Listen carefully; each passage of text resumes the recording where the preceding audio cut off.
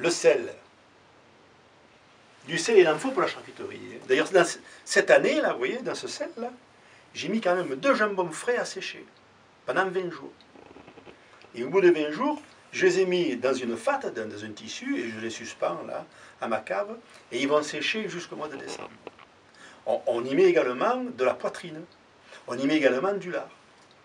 Pareil, alors au lieu de les faire saler pendant 20 jours, le lard et la poitrine, je les mets 10 jours, ça suffit largement parce que c'est pas tellement épais. Il faut savoir quand même qu'à Beaumont, nous avons le meilleur lard au monde. Et vous savez pourquoi?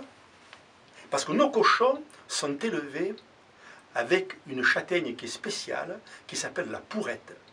Et lorsqu'on leur donne des châtaignes de pourrette, qu'elles soient fraîches ou qu'elles soient sèches, nos cochons obtiennent, quand ils sont adultes et qu'on les tue, un lard très épais et blanc comme l'ivoire. D'ailleurs, à ce sujet, j'ai à vous raconter une histoire du lard de Beaumont, une histoire qui est arrivée au Louis, le maire de Beaumont, et au Drénou, qui était son premier adjoint.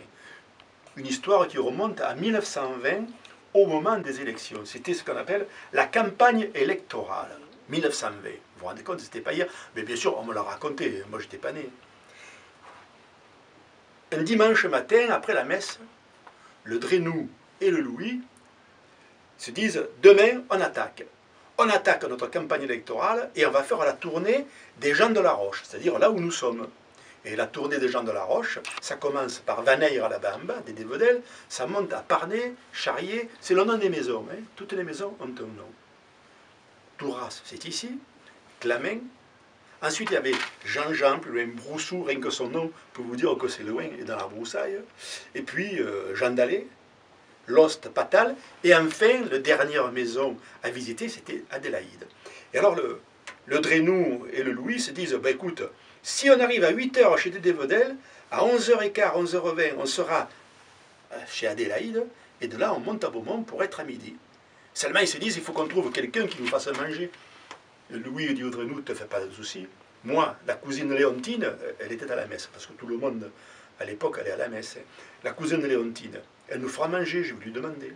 Alors le Louis se lève, il va voir la cousine Léontine, il dit, oh Léontine, dit, demain à midi, là, on va faire le matin, on va faire la tournée électorale, mais à midi, est-ce que tu pourrais nous faire à manger? Oh, simplement, ne te casse pas la tête. Et la Léontine leur dit, écoutez, je vous ferai une salade ordinaire, mais derrière, je ferai suivre par une bonne bombine. Bon, mon Louis et mon Drénou, quand ils ont entendu qu'il y avait la bombine, à midi, je peux vous dire qu'ils avaient une pêche d'enfer et pour faire leur tournée électorale. Alors ils sont partis de bonne heure, à 8 h ils étaient chez Vaneyre, puis ils ont fait leur tournée. À 11h15, ils avaient fini. Ça fait 2,5 km entre Adélaïde et Beaumont. Alors comme ici, les gens étaient habitués à marcher parce qu'il n'y a pas de route.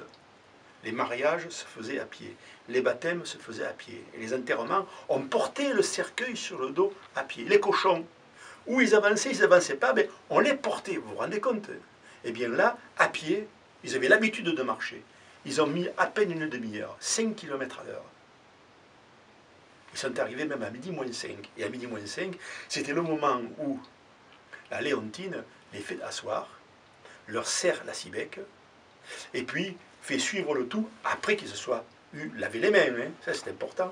Eh bien, elle a attaqué par une salade romaine avec un oignon doux des Cévennes coupé en petits morceaux, huile d'olive maison, sel, poivre et vinaigre maison. Une très bonne entrée qui te met un appétit, qui te lève l'estomac.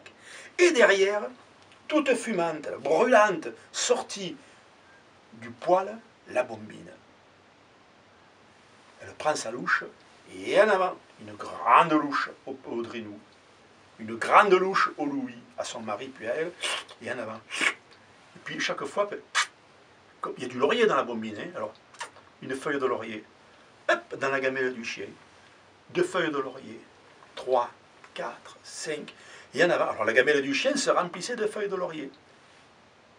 Mais, dans la bombine, pas un morceau de lard, par un morceau de poitrine. Alors ils espéraient toujours que la Léontine, avec sa grande louche, allait tirer du fond de la marmite un morceau de viande. Mais pas du tout.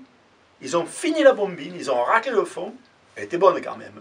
Mais pas un seul morceau, ni de poitrine, ni de lard.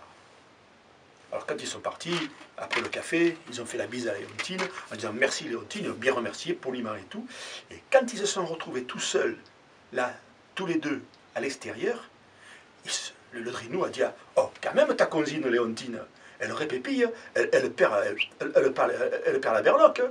Il y a le cerveau qui devient mou, quoi. Elle a oublié de mettre la poitrine et le lard. Et le loup a dit et non, réfléchis bien. Au début là, du mandat, du dernier mandat, elle m'avait demandé de mettre une lumière devant sa maison pour le soir. Et nous, qu'est-ce qu'on a fait? On ne lui a pas mis parce qu'on ne va pas dépenser des sous pour une femme qui est toute seule. Et résultat, elle nous l'a fait payer en ne nous servant pas ni poitrine, ni lard. Par contre, ce qu'il faut que vous sachiez, c'est que dans la gamelle du chien, il y avait 26 feuilles de laurier. Vous vous rendez compte? Si vous avez la patience, le soir, n'importe quel soir de la semaine, d'aller dans Beaumont, discrètement, de vous balader au milieu des ruelles, hein, sur un chemin caladé, écoutez bien aux portes, et peut-être que vous entendrez une mère de famille crier à sa fille « Marie, Marie, va me chercher du lard de Beaumont !» Restez en place, regardez bien, et vous verrez que la fille Marie, ou une autre, va arriver avec une grosse poignée de feuilles de laurier. Depuis ce jour, nous, à Beaumont, le laurier, on ne dit plus laurier, on dit lard de Beaumont.